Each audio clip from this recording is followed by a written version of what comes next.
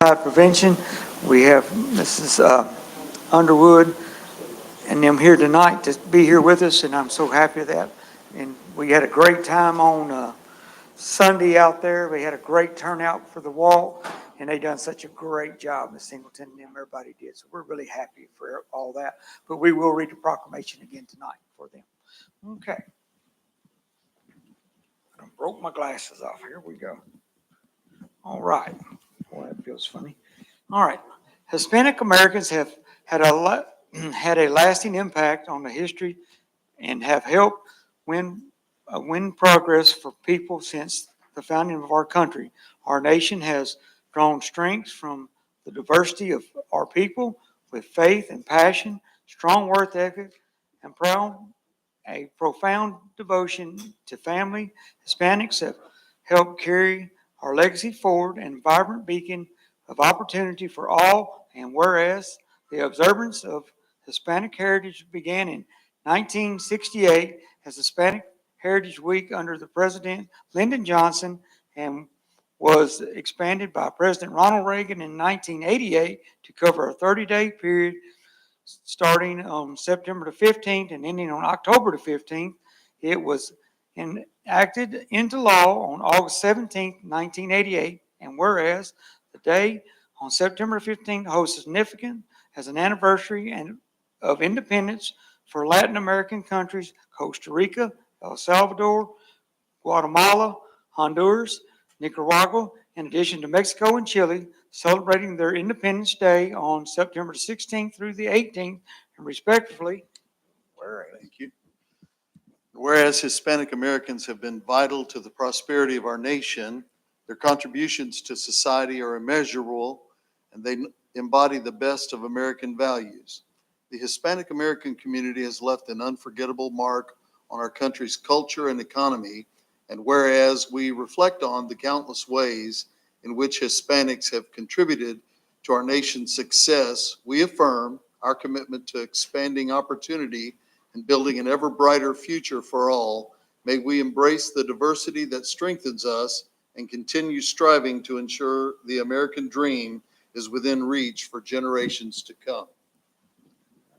Now, therefore, we, James R. Knight Jr., Mayor of the City of Hopkinsville, and Jerry Gillum, Judge Executive of Christian County, do hereby proclaim September 15th through October 15th, 2024, Hispanic Heritage Month.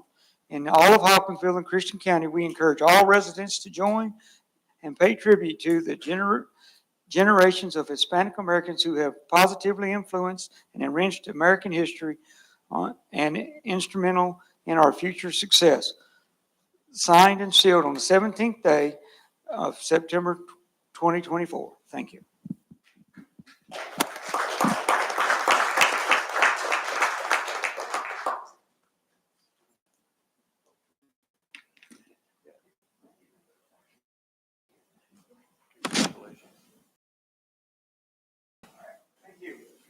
Troy's a good guy to be down here with. Yes.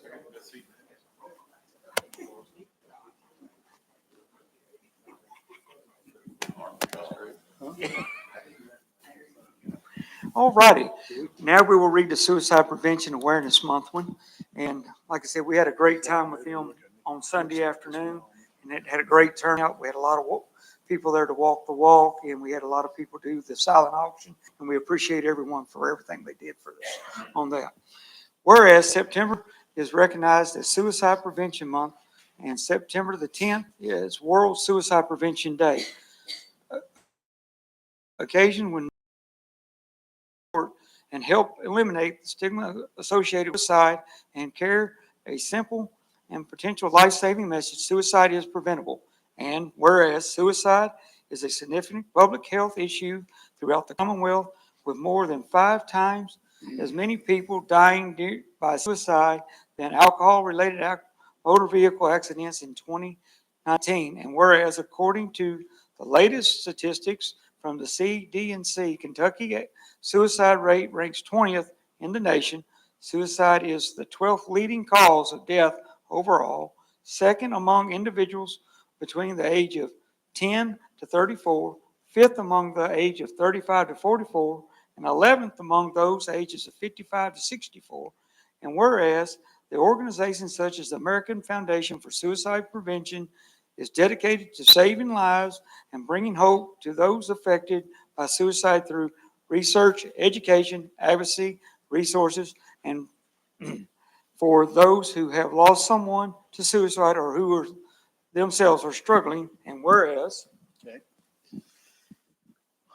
Walk Chair Kentucky Board Member Mary Underwood and Co-Chair Valerie Sharber Singleton initiated the Hopkinsville, Kentucky Out of the Darkness Community Walk on September 30, 2018, and it continues to be an annual event of remembrance, hope, and support.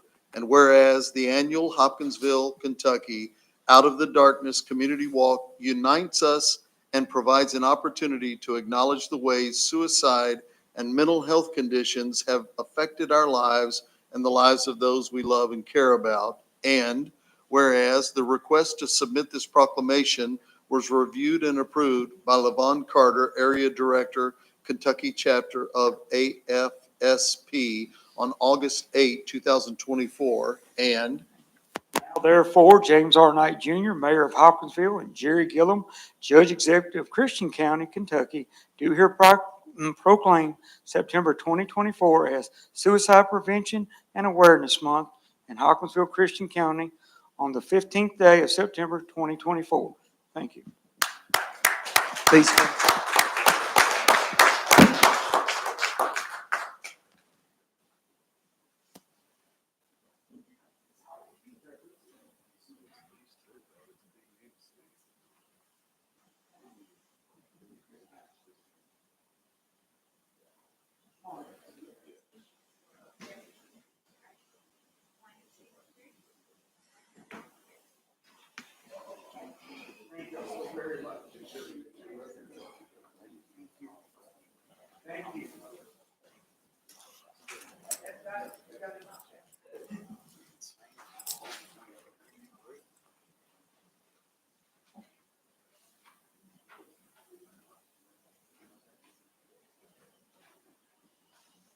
All righty.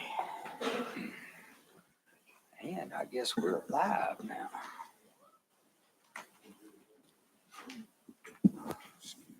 Cut that off. Yes. Good evening. I'd like to call the September 17th meeting of City Council to order, and I would ask Ward 10 for the invocation. All right, thank you, Mayor Knight. I'd like to call on Nate Miller, our chaplain with the fire department, if you want to come on up. Nate, get my glasses on here. A little bit about Nate. He's an Army vet, served 2 tours in Iraq. He's been at the fire department now for 7 years as both a firefighter and paramedic. He's now our full-time chaplain for just over a year, and he built the mental health program that they're using to serve all of our firefighters and EMTs over there. He served both first responders and citizens during his times of crisis. This one's interesting. Been married 25 years, 6 children, maybe golf or something. I don't know. Hobby. His oldest daughter now works at the fire department as an EMT, and he's the pastor of Revival Church of Katie's for 9 years in October. One of the reasons I invited Mr. Miller here tonight is, first off, Council Member Martin had one of the chaplains from the police department a few weeks ago. I know these guys keep score, trying to keep it fair. And so that, and also, as most everybody knows, it is City Government Month, and I think it's appropriate to, man, don't do it to me, Troy. So I think it's appropriate to have a member of our staff up here to lead the prayer. I'm going to turn it over to you. Thank you, Councilman Gill. Before I pray, I do want to draw attention to the tragic events that's happened yesterday. At approximately about 5:30, Deputy Sheriff Josh Phillips was shot and killed in the line of duty, ending his watch serving the people of Russell County. And as a community that has unfortunately faced similar tragedy, I ask that we remember his life and service and pray for healing over his friends and family and fellow officers that he leaves behind. Let us pray. Father, you are holy, you are sovereign, You're the author and finisher of our faith. Besides you, there is no other. We thank you for all that you have done and will continue to do for the city of Hopkinsville. We thank you for the first responders that serve and protect life and property every single day. We lift up the families and friends of Deputy Phipps. Pray for peace of God to cover Russell County Sheriff's Department and the community there. For our police, fire, EMS, communications personnel, we pray for their continual protection as they report to shift to face the unknown every day. We lift up our mayor today that you will grant him wisdom as he leads this great city. We ask for blessings and good health toward every council member and every government official and their families that are here. We pray that their hearts and minds are clear as they take the task and the agendas of tonight's session. Lord, give your people in our community a spirit of unity as we follow you, so that with one heart and mind we may work together for the good of the city. I pray that every person, rich or poor, married, family, school, business, will enjoy the blessings that come from you and the fruits of their labor. Again, I ask, Lord, that you would bless this council, the department heads, the first responders, every citizen of Hopkinsville. We thank you and we praise that matchless name, Jesus Christ. Everyone say, amen. Amen. Stand for the pledge, please. Pledge allegiance to the flag of the United States of America and to the republic for which it stands, one nation, under God, indivisible, with liberty and justice for all. Okay. I call the clerk to call the roll, please. Councilmember Francis. Here. Councilmember Smiley. Here. Councilmember Marsh. Here. Councilmember Crabtree. Here.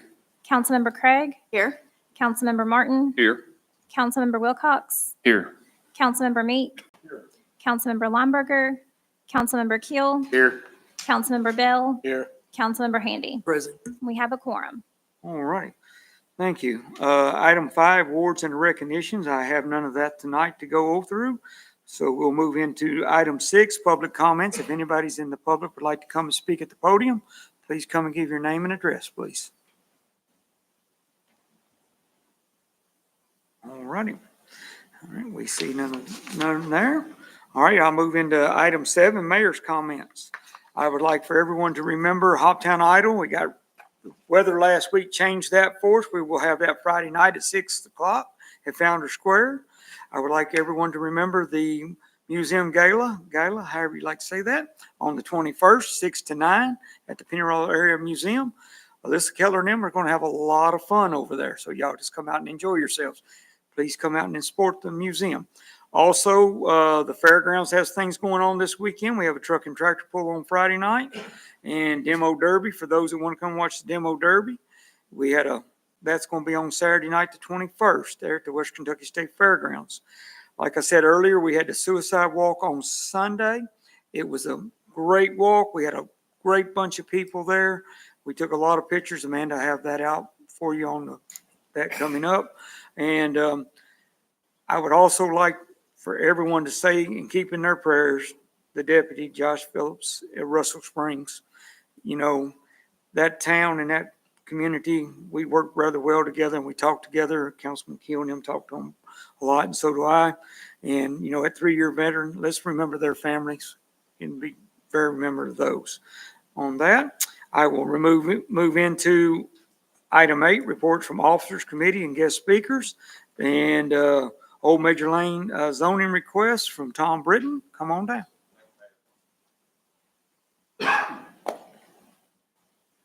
Mayor, council members, just to kind of update you on original zonings. As you know, for the last year and a couple of months, we've been working in the western area, city of Hopkinsville. Sure, all parcels had a zoning designation. We started out with about 350 parcels. After the recommendation tonight, we were down to 20 parcels. So we have made substantial progress western area. We still have some other areas of the city we'll concentrate on, but right now our goal is to finish up this portion of the city. Tonight, we're bringing you a recommendation on 5 parcels located on Old Major Lane. The recommendation of the commission is for original zoning to R2. This property is off US 6880 Old Major Lane, right there at the split. The property consists of single-family residential homes, and we have a couple of pictures of those. The recommendation of the commission is consistent with the future land use map for this area and is consistent with how these properties have been developed. The single-family houses are allowed by right in the R2 districts. Lot sizes as well as setback appear to conform with that district.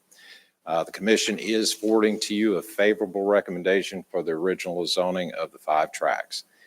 Mr. Mayor, if any council members have any questions, be happy to answer them. Anyone have any questions for Tom on this rezoning of Old Major Lane request? Okay, we will move into item B's. Mayor, I'll make a motion to forward that to the clerk to do Second. what she does. Right.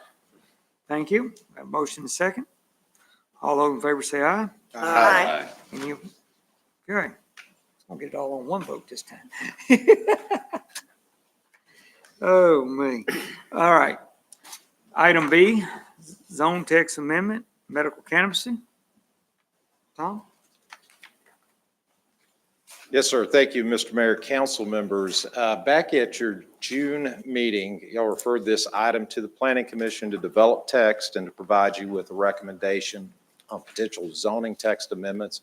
The commission initiated the original zoning in July. We held public hearing in August, and the commission is making a recommendation to you on zoning text. We'll say that the recommendation of the commission is strictly limited to land use. We're not considering the merits pro or con of medical cannabis. The commission felt like that was the legislative prerogative of council. What we concentrated on was the land use implications if medical cannabis facility was to locate within the city of Hopkinsville. And if we can back up a few slides, please. The council has been briefed by the Office of Medical Cannabis, so I'm not going to spend a lot of time on this, but as you know, in 2023, 2024, the General Assembly provided legislation permitting medical cannabis in the state of Kentucky. Permits will be issued 1st of January. There is a lottery system that is currently taking place. There was a 2-month open window for folks to submit applications. I believe the governor has announced our lottery dates for cultivators and processors. I haven't heard a date for the dispensary portion of the lottery. The key for dispensaries is that this is going to be pretty much limited within the state. There's going to be a total of 48 dispensary permits issued. The state is divided into 11 regions. Our county consists of 7 other counties in a region in which 4 permits will be issued. So 7 counties, 4 permits. Some of these counties and jurisdictions are opting out, so that reduces the number of counties or potential municipalities in play. So there is a likely probability that Christian County will have 1 dispensary use. Not guaranteed, but there is a probability that we will. If you look at the state guidelines which govern dispensaries, cultivators, et cetera, it's about 140 pages of text in the state law. There is only a small provision of the code which addresses the actual land use implications of siting, and is basically 1 little paragraph sentence which limits dispensaries and others to a distance of 1,000 feet from schools as well as childcare facilities. What the state law does allow is for local communities to adopt restrictions to determine where appropriate placements are, primarily through zoning. The key to the provision in the state code is for it to be effective for this permitting round. Those requirements have to be in place by the end of the year. If it takes place after January 1st, any facility that is permitted through the lottery will be grandfathered and not subject to any later enacted requirements. So in looking at this, the commission first looked at zoning districts to where these uses would be appropriate. And if we can back up to, there you go.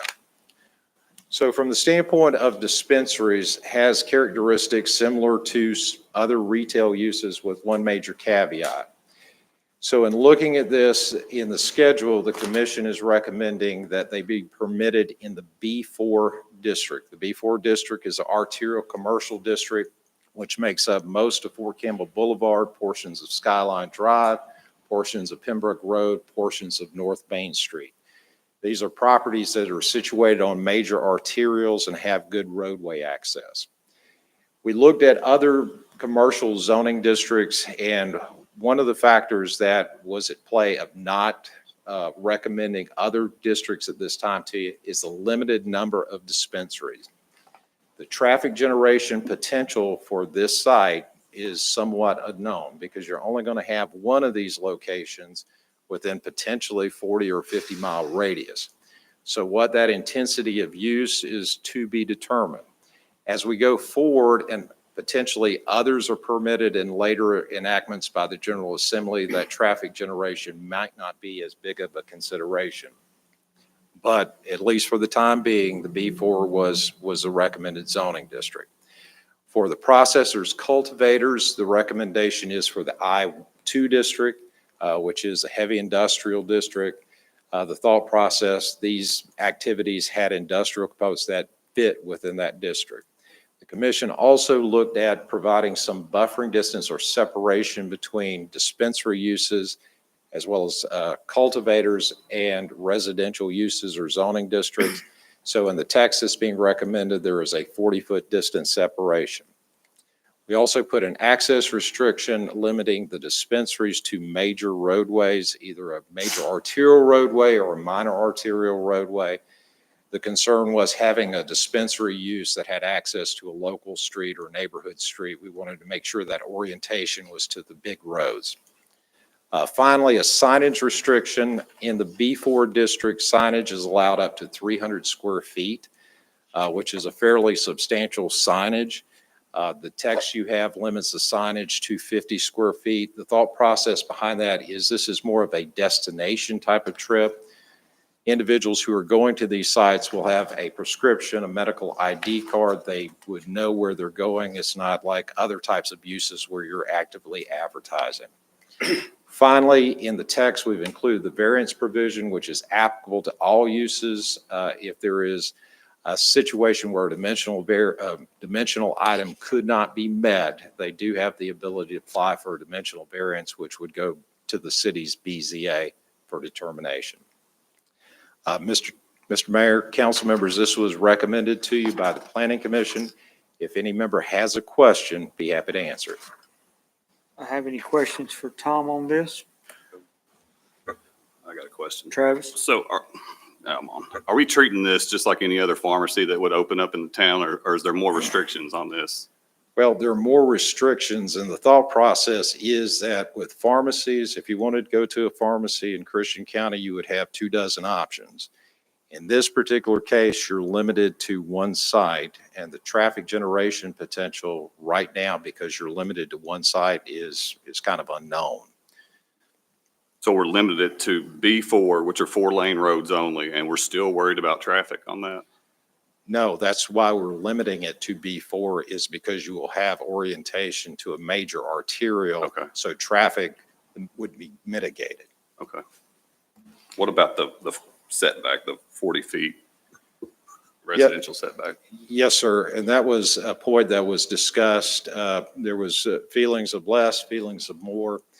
The concern we had with that, we do have some B4 properties, and North Main was an example where we do have some very small commercial lots which have residences on either side of them. The 40-foot setback was to provide some type of separation because of potential high-intensity use. The 40-foot was picked because it allowed for properties on more properties on Fort Campbell Boulevard to qualify for potential placement. Because if you look at the zoning maps, East 21st Street, which runs behind several of those commercial lots, is a 40-foot right-of-way. So that 40-foot provides enough distance separation that those properties on Fort Campbell Boulevard would qualify without having to go through a variance. So if they go through that variance, is that guaranteed, or It's not, is it? Right. There So at is that no, point- right, there is no At that point, you're guarantee. picking and choosing who wins and who, No, okay. no. Short of a variance, out of 300 zone parcels before, about 170 to 180 appear that they would already meet requirements. You've got about 130 parcels out of that mix that potentially would be within a 40-foot distance, okay? For those parcels, if they were picked in the lottery, they would have the option of applying for a dimensional variance before the BZA. And if the location made sense, there's not a concern from that adjoining property owner, if you've got some unique feature, then the Board of Zoning Adjustment could issue a variance and provide a deviation from the 40-foot requirement.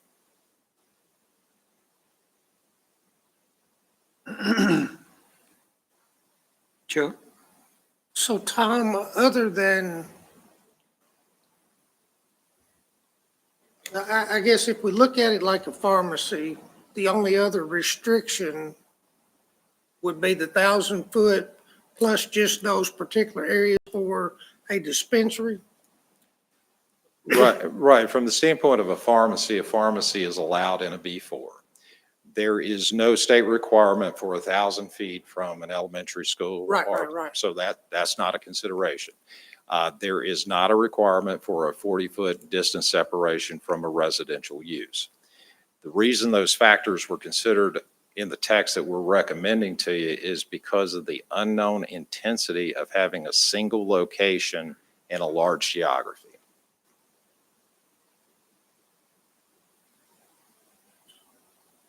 Any other questions for Tom? And you just have to help me out. You understand this better than I do. When we talk about the B4, the arterial roadways, but also areas, from what I'm understanding, if you're adjacent, you can't use like a side street entrance or whatever. When I think of Skyline Drive, are we limiting, because you have, Calvin Drive, Clarence, you have a lot of those.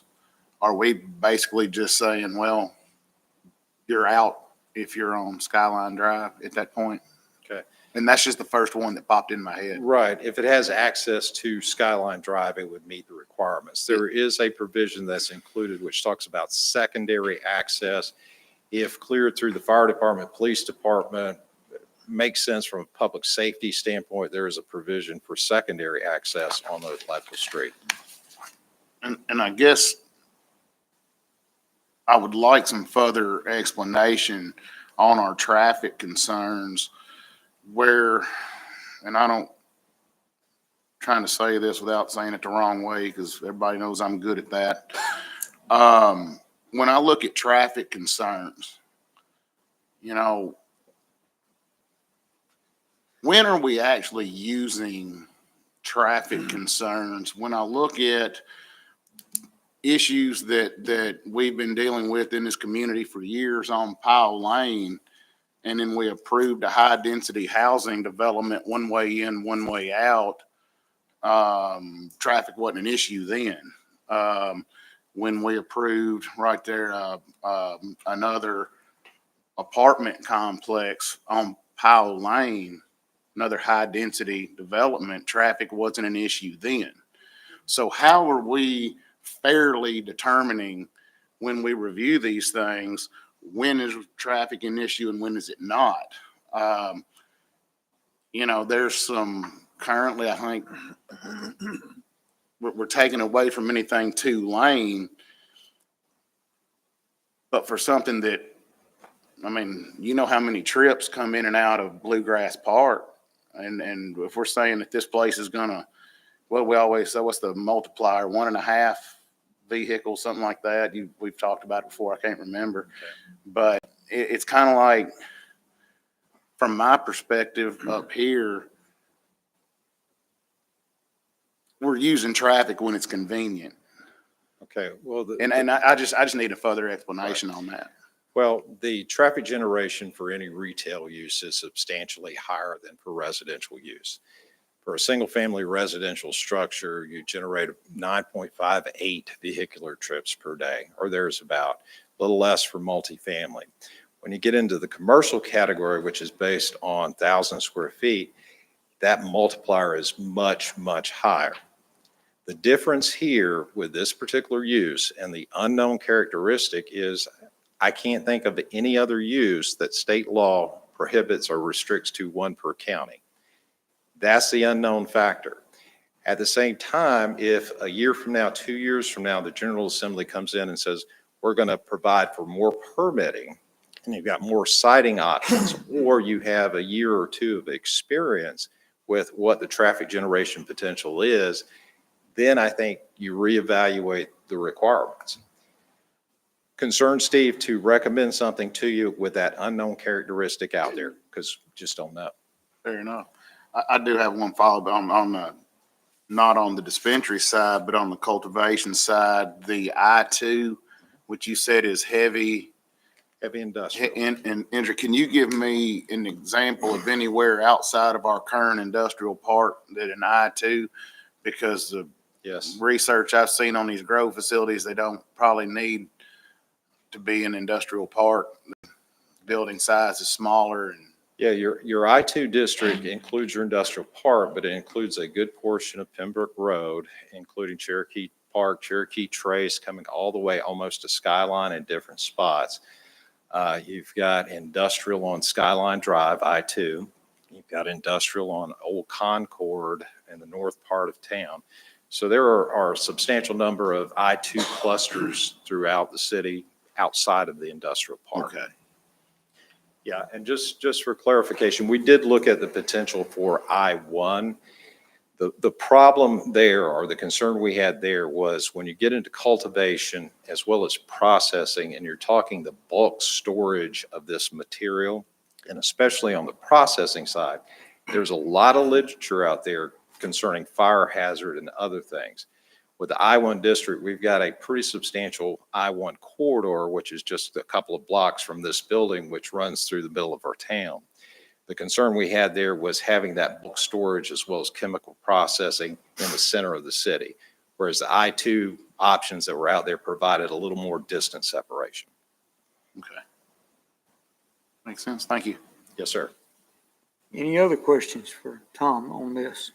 Council members, in these trainings we went to, outside of how the lottery system works, the number one thing they stressed to us was the traffic flow. And do keep in mind, they looked at other states like California, Washington, Colorado, and these were big issues that impacted those communities as they moved forward. So this is more than anything being prudent, because this is going to be a draw, as Tom said, 40 miles or more of everybody coming to just one location. So it's really not quite fair to compare it to a pharmacy. One location, and they also emphasize the parking. We literally just don't know the impact and the draw, but from all the other states' experiences, it was significant.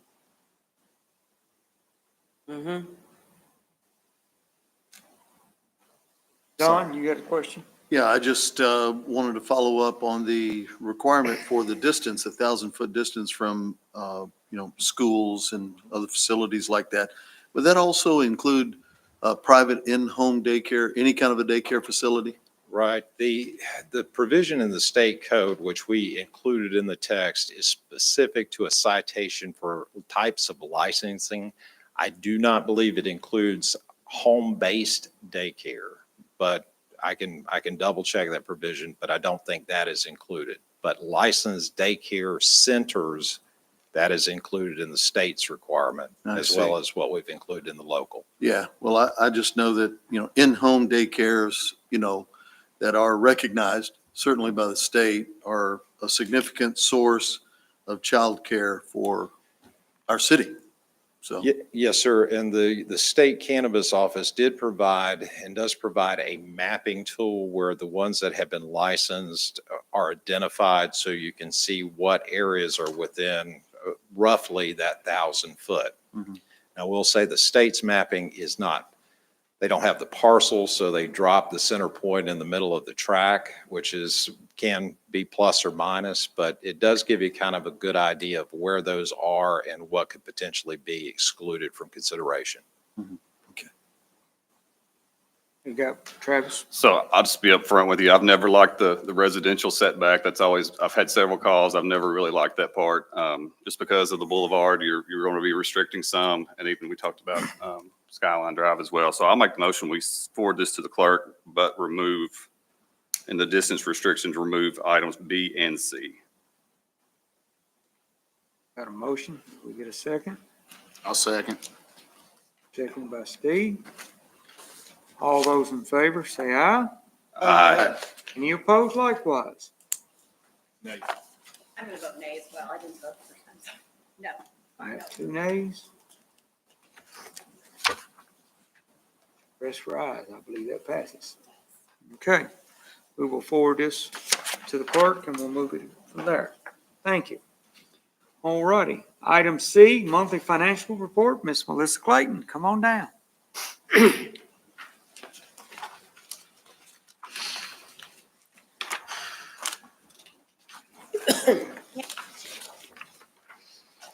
Good evening.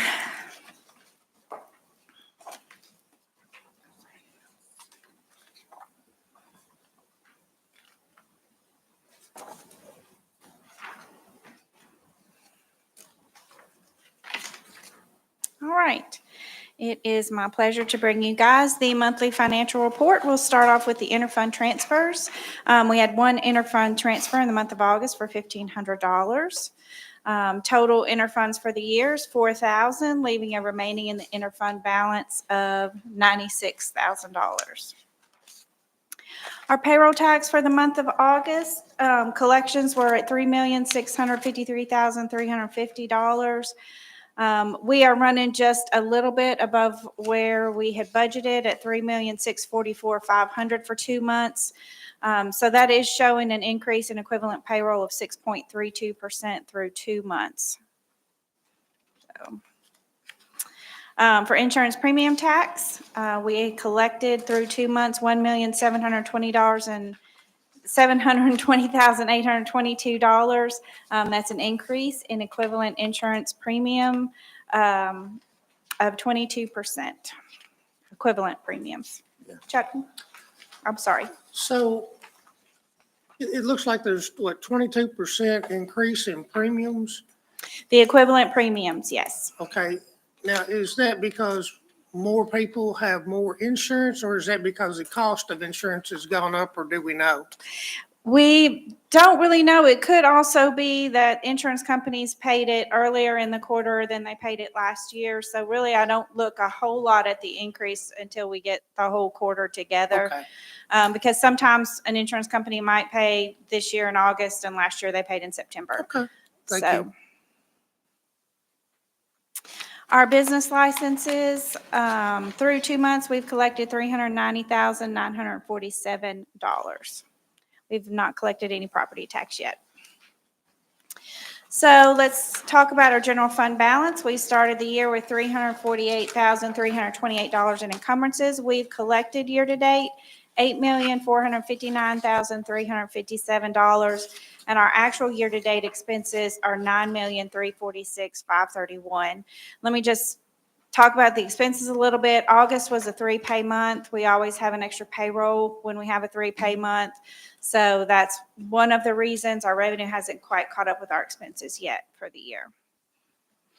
So our revenue over expenses right now is a negative $538,846. We have encumbrances of $184,000, giving us a negative revenue over an expenses of $723,688. When we look at last August compared to this August, you can see that we were also negative last August at this time, so it's not unusual to be 2 months in and running a little bit behind. We are a little bit more behind this year than we were last year. So our municipal road aid, we started the year with $37,000 in encumbrances. We've collected $141,515, and we have spent $209,773. Also giving us negative revenue over expenses of $31,256. Our encumbrances of $27,000, giving us a negative fund balance in the MRA fund of $58,889. Capital is also negative in August. We started the year with $316,000. We haven't transferred any revenue. We transfer that quarterly. It'll be done this month in September. So we've spent out of capital $424,736. So we have negative revenue over expenses of $108,273. We have encumbrances of $120,000, giving us our negative revenue over expenses in capital of $228,474. No, I don't like giving y'all reports with negative numbers in them. So we'll look at how our departments are doing. Everybody pretty much is going to be either right at budget or a little bit over because of that third pay, and payroll is the biggest expense. So administration is at 17.8. If we spent all things equally, we'd be at 16.67. Tax department's at 22.8, information technologies at 26.6, legislative's at 13.5, because y'all get paid every month and you don't have that extra payroll in there. Department of Public Safety, Police Department's 18.4, ECC's at 21.4, the Fire Department's at 18.7, EMS is at 18.7, and Fire Prevention is at 15.6%. In our Public Works area, Public Works Admin's at 17.5, City Maintenance is at 16.7, Fort Campbell Contracts at 12.2, sorry. The Service Center's at 18.3, Parks and Rec was at 25%, Sportsplex was at 13.8, and the Aquatic Center is at 48.9. So our total general fund, expense-wise, is at 17.9%. The municipal road aid is at 21.8%, and the capital fund, we've spent 15.7% of what's been budgeted. Talk just a minute about our cash fund balance. Cash fund balance, June 30th, unaudited, was $17,617,425. Our year-to-date receipts of $8,459,357 minus our year-to-date expenses gives our cash balance August 31 of $16,730,251. Minus our encumbrances, our available cash is $16,545,409. So our available cash minus all of our reserve accounts gives our unassigned cash fund balance at $13,078,864. And when we compare that to our adjusted operating budget of $43,645,296, we are at 30% unassigned cash fund balance. We'll compare that with last year. We were a little bit lower cash fund balance, August of 23 versus August of 24. I'd be happy to answer any questions you guys might have about this month's financial report. Any questions for Melissa on finances? All righty. We will move into Rotary Park and Pardue Lane update on this park bid packaging. Melissa has that for us. All right, so we really just wanted to let you guys know we did put the park out for bid.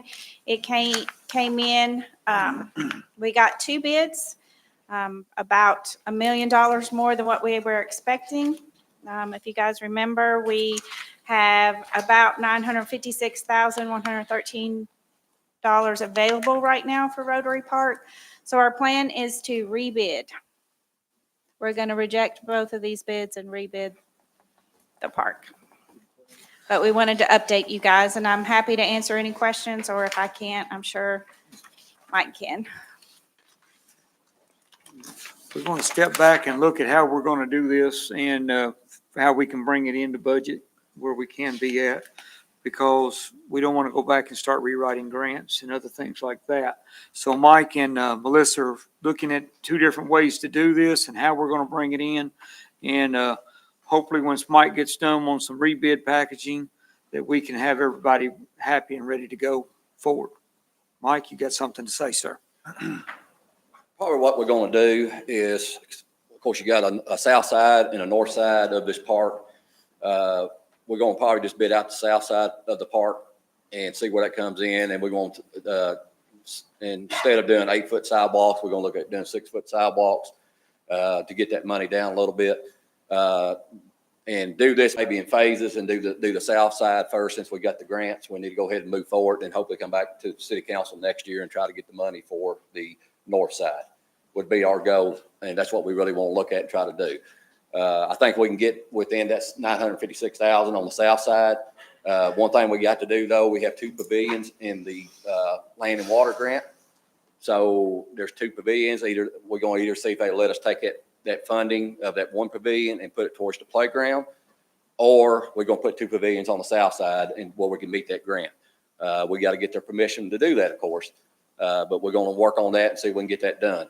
So Bob Pickerel from Bell Engineers working on getting the south side ready to bid out, and we're going to go through that process, and we'll see where that comes in. And if it's within that funds that we have, we'll move forward. If not, we'll be back and be talking to city council, and if we're short a little bit, to ask to make the difference up. So that's where we're at, and we're going to try to make this work and where we don't lose any funding. I will say one thing though, the only bad thing about the grants is we're having to pay pavilion wages. And so that makes your bid go up. So grants are great, but also they can hurt you too. So we haven't broken the numbers down to see exactly where that comes in at. But I'm sure instead of paying a laborer $25 an hour, you probably pay them $60 an hour. So and it's a lot of labor that's included in this part. So a lot of materials, but a lot of labor too. So usually that's about a 50-50, somewhere around labor and materials. So when you look at the math, we're spending quite a bit of money on labor just because of the grants. So, and we might break them numbers down even further. I asked Bob to try to look at that and see if we can get them numbers broke down, but that might be some cost savings there too. We might even, if we can actually come in cheaper than that, we might say we might not even use the grants. So, but we're going to do our due diligence and try to make this happen. I've got what's probably just a dumb question for you, but when you do the pavilions, I know the pavilion on the north side that we're talking about moving to the south side had a separate parking area. Mm-hmm. Is the cost of that parking area covered under the grant, or is that going to be? You may not on the even north know. side. Yeah, the north side. But if we move the pavilion to the south side, if we wanted to put it further down, and maybe was the parking area covered in the grant or no? No, it's not. Easy enough. Thanks. And what we do with the 2 pavilions is one goes on the backside of the playground, the inclusive playground. It's in the drawings. I would recommend put the other pavilion closer to the dog park side. And that's why it's right off parking lot. People at the dog park can use it also, but it can be multi-purpose use. Travis? Can you send us the blueprint Yes. or a drawing? Yes. And just explain? Mhm. Yeah, Sure that'll can. help. I got to see it. Sorry. Yep. And I'll be happy No to problem. sit We'll be down with- glad to. Yep. We're Be happy trying to sit get down all with this any of you. numbers done. I've looked at it so many times, it's etched in my brain. So. Okay. Any more questions for Mike or Melissa on this subject here of Rotary Park? Melissa, what are our obligations with the ARPA funds? Say again. Oh, I was asking Melissa. Melissa? Our ARPA funds have to be allocated by December 31st of this year, which means wherever we end where the ARPA funds are allocated, it must be spent on that project. We have until 2026, December 31st, to expend the funds, but we can't move the allocation once we hit December 31st. Where it's allocated is where it will be spent. So that's where we are on ARPA. Any other questions for Melissa? Thank you, Ms. Clayton. We appreciate that. All righty, we move into item 9, approval of minutes. So moved. Second. Got Amy and Doug. Any discussion? All right, all those in favor say aye. Aye. Any opposed likewise? All righty. Ordinance 27-2024 on item 10, property tax rate, second reading. An ordinance providing for and making the property tax levy for city purposes for fiscal year beginning July 1st, 2024 and ending June 30th, 2025. Now therefore be it ordained by the City Council of the City of Hopkinsville, Kentucky as follows. Section 1, for city purposes for fiscal year July 1, 2024 through June 30, 2025, there is hereby made a tax levy of 20.9 cents on each $100 of taxable real property, 23.9 cents on each $100 of taxable personal property, and 25.1 cents on each $100 of taxable motor vehicle and watercraft property. Additionally, a tax levy and ad valorem tax of 1 1/2 cents on each $100 of the fair cash value, all unmanufactured tobacco subject to taxation within the city limits, is imposed upon each establishment, firm, company, or corporation handling and processing the same, except as otherwise exempt, and a tax levy and ad valorem tax of 4 1/2 cents on each $100 of the fair cash value of all unmanufactured agricultural products subject to taxation within the city limits is imposed upon each establishment, firm, company, or corporation handling and processing the same, except as otherwise exempt. All levies herein shall be deposited into the general fund for the general operation of city government. A discount of 2% shall be allowed on all taxes except motor vehicle and watercraft property taxes in the amount of $1 or more paid by October 31st, 2024, and the total tax due shall be collected from November 1st, 2024 through November 30th, 2024. All taxes except motor vehicle and watercraft property taxes levied herewith, which remain unpaid on December 1st, 2024, shall begin to accrue, attach, and be added from said date, a flat penalty of 10% onto the total amount of said taxes then due and payable. Additionally, tax bills not paid before December 1st, 2024 shall have added to them interest at the rate of 0.5% per month or fraction of a month until said taxes are paid. The penalty and interest as provided herein shall be added to unpaid taxes and collected by the city. Should the tax herein become delinquent, the city administrator, the chief financial officer, or the city attorney are authorized to file suit to collect all delinquent taxes plus court costs and expenses, including a reasonable attorney fee incurred by reason of such delinquency. Section 2, if any section, subsection, sentence, clause of this phrase of this ordinance is held unconstitutional or otherwise invalid, such infirmity shall not affect the validity of the remaining portions of this ordinance. Section 3, any and all existing ordinances inconsistent with this ordinance are hereby repealed. Section 4, this ordinance shall take effect after its passage and publication according to law. Need a motion? Motion. Don? Second. Seconded by Travis. Any discussion? Call on the clerk to call the roll. Councilmember Keel, Yes. Councilmember Bell, Yes. Councilmember Handy, Yes. Councilmember Francis, Aye. Councilmember Meek, Miley. Smiley. Smiley, Yes. Councilmember Meek. Aye. Marsh. Oh, I'm sorry.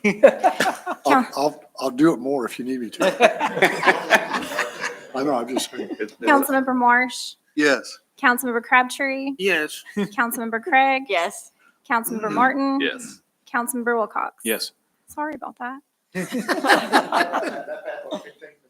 Passes on second reading. Okay. All righty, item 11, municipal order 28-2024 surplus property, L&N Depot.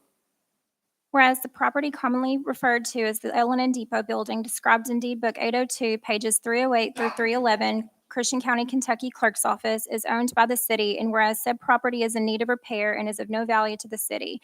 Now therefore be it ordered, Hopkinsville City Council hereby declares said property as surplus and authorizes the mayor to dispose of said property by methods available in KRS 82.083, including but not limited to advertising for sealed bids. Any purchaser of said property will purchase same on the condition that the historical and architectural appearance of the building will be preserved and maintained. So moved. Second. Travis. All righty. Any discussion? I mean, I just have one comment, it may not apply, but KRS 82083 allows for the disposal of the property, and we didn't discuss that when we proposed to sell the property. I just want to make sure that that's not part of the plan, or if there's any provision we need to make make sure that doesn't happen if it doesn't sell. Well, that's the standard method of disposing with property of this type. Once it's surplus, it can be transferred to another governmental agency for economic development. There are other reasons, but specifically in this municipal order, it's my understanding that the plan is to advertise by sealed bids. Yes. We will be advertising by sealed bids. Melissa and Mike will be taking care of that for us, like they do on most of our bids we have in Melissa's office. She'll be handling that through finance, and we will put it out there, and she'll be advertising it in the paper. I think it's 2 weeks, is it not, Melissa? Yeah, usually I'm going to need Doug's help on this one because we will have to word this bid a little bit differently because of the historic nature. So Right. we will advertise for sealed bids, and Doug's going to make it with the historic stuff in there. Once we have the bids returned, if the property is transferred, the deed will have a restriction to maintain that historic architectural nature. Right. So whoever buys it will be looking at this property. They have to keep the outside looking exactly like it does right, as the depot. It cannot just turn into a square box. So I'm just want to clarify, Doug, are we allowing for the potential that it doesn't sell? And then at that point, we make a different decision? Yeah, if it does not sell and and they don't meet our criteria, then we will not sell it. We do not have to accept the bid. Okay, will it be disposed of at that point, or will it come back to council? It will come back to council. Okay, thank you. It will come back to council. We won't do anything with this building without it coming back to council. Question. Yes, ma'am. Thank you, Mayor. Are we allowed to have a copy of that? Ms. Doug, of the paperwork that you're going to be sending to, working with her to get? Absolutely, sure. Yes, it'll be out in the newspaper and everything. We're going to publish it. No, I'm talking about email to us, not, Oh, yeah, because you not can- everybody get a newspaper. We can email it. That won't be a problem. Okay, that's what I wanted to make. Yes, ma'am. Thank you. Okay. And this is more for Doug, sorry, we're burning you up tonight on this one. As far as say somebody buys it, starts doing the work on it, is there gonna be any kind of restriction in the deed about building materials? Or is there just gonna be appearance? I mean, I'm just asking. What I contemplated was a generic deed restriction to maintain the overall architectural appearance of the building. I think it would be very difficult to micromanage the construction if we get too detailed. But if I get marching orders to do that, I'll find a way to do it, to include that language in the deed. That's just one more layer we don't need. Right. I just wasn't sure how deep we were going on that. Okay. All righty. We had a motion and a second, correct? Yes, sir. Okay. Any more discussion? All right, One Ms. more. Trent. All righty. Time period on when we might be able to get those copies? Time period, maybe a month, 2 weeks? I'll have to get with Melissa and we will, as soon as we get something drafted, we will get it out. Thank you. Appreciate it. All righty. All righty. Any more questions? All right. All those in favor say aye. Aye. Any opposed? All righty. That's moving along. All righty. We are now to item 12, other. Do we have any other business to discuss? We got disposal and other Still have. surplus. Surplus. Surplus Hold on. furniture and vehicles. Okay, I've got too many pieces of paper in front of me. We do have to go to vehicles and furniture. Municipal Order 29-2024, surplus property, vehicle, and furniture. Whereas the attached listed furniture and vehicles were purchased for use by the Administration Department, and whereas said furniture and vehicles are in need of repair exceeding current value and/or of no value to the city in delivering public services. Now therefore be it ordered, Hopkinsville City Council hereby declares the furniture and vehicles on the attached list surplus property and authorizes the mayor to dispose of said furniture and vehicles by methods available in KRS 82.083. So moved. Second. Chuck and Amy, any discussion? All righty, seeing none. All those in favor? Aye. Any opposed? All righty, now we go to item 12. Does anybody have any other business they'd like to discuss at this time? All righty. Item 13, councilman comments. I just have one thing, Mayor. Go ahead. You go ahead. Okay. No, I just wanted to ask the community to please stay in the thoughts and prayers for the Hunt family. UHA, a member of the UHA family was lost, and he was a fine young man, and it's been had a big impact on everyone. So thank you. Matthew. Thank you. Rachel had caught me as she was walking out. She apologizes for not being able to stay, but she wanted me to announce two things. The 50th annual Unity Breakfast will be Thursday, October 27th at 7:30. Dr. Raymond Burse will be the keynote speaker. There are about 80 tickets left, and they are still accepting nominations for awards. And then the second thing is the Kentucky Commission on Human Rights will be here Friday, November the 22nd for their board meeting. And later that day, HRC is going to be assisting and hosting the Kentucky Civil Rights Hall of Fame ceremony. So everyone is welcome to participate in that as well. Right. Any other councilman members got comments? Thank you, Matthew. All righty, we are not having closed session in item 14, so we will move to item 15. Mr. Keel again. Thank you, sir. All right, a little adjournment for us tonight. First off, as I mentioned at the beginning, September being City Government Month, just wanted to be sure that, hate having to put these glasses on. Just a few notes I jotted down. So when I think about city government, you know, I don't think honestly about the people sitting around this table. What I think about is the folks that's out there getting it done for us every day that serves this city. I want to just extend a big thank you, and I'm going to go down the line. I'm going to try not to leave anybody out. And I'm going to start with the department that anybody that's ever heard me speak on it have said it's probably the most overlooked department in the city, and that's the admin department. That's your finance, your clerk, your IT, everybody upstairs. You know, I look, the next one I've got is public works, and then, you know, police and fire. But I always say I've known Steve Futrell pretty much my whole life. I know Mike Perry pretty well. And if it wasn't for these folks at admin backing them up, I know they can put the fire out, but I want to be sure they got gas in the trucks to get there.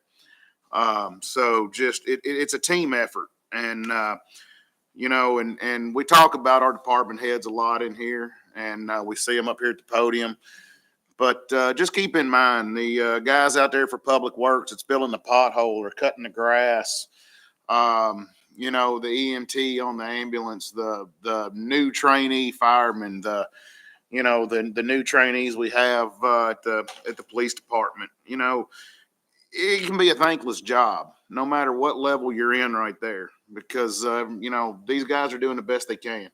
You know, everybody's mad about the pothole till it gets filled. So if you see these folks out, you know, give them an occasional thank you. You know, my mouth gets me in trouble a lot, as most of us know. But as I told a guy one day, I said, how would you like it if you went to work every day and 3 or 4 of these folks that work at public works or works for, you know, whatever department followed you around all day telling you what you were doing wrong and how you never deserved a raise? I don't believe in that. These folks are out here working hard for this city. They're trying to make the city a better place, show a little appreciation. And I know I'm leaving out some of our quasi-government agencies, our folks at CDS, you know, our folks out at sanitation, and even the guys out at the airport. You know, they were in here last week. There's a lot of folks it takes to make this thing turn. Show them a little appreciation every now and then. It won't hurt you a bit. So on that, little quote by Jack Lew, who is currently our ambassador to Israel right now. Talk about a job in government you probably don't want. I think there's no higher calling in terms of a career than public service, which is a chance to make a difference in people's lives and improve the world. And it starts right here at home. So on that, that's a motion to adjourn. Motion. Second by who? Second. Chuck. We have a motion. All in favor say aye. Aye. We are adjourned. Thank you. I don't think I'll